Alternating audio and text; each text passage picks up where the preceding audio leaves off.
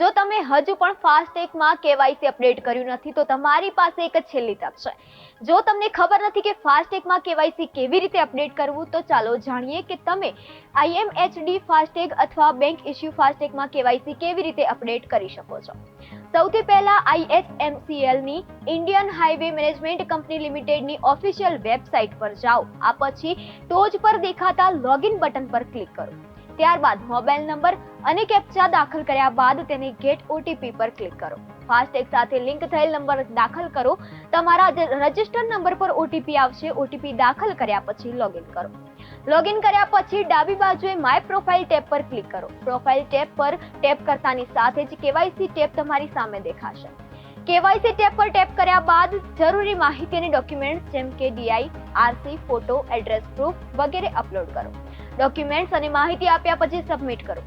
જો તમારી પાસે કોઈ પણ બેંકનું ફાસ્ટેગ છે તો તમારે બેંકમાંથી તમારી કેવાયસી વિગતો અપડેટ કરવી પડશે. તમે નજીકની બ્રાન્ચની મુલાકાત લઈને ફાસ્ટેગ કેવાયસી અપડેટ માટે વિનંતી ફોર્મ સબમિટ કરી શકો છો.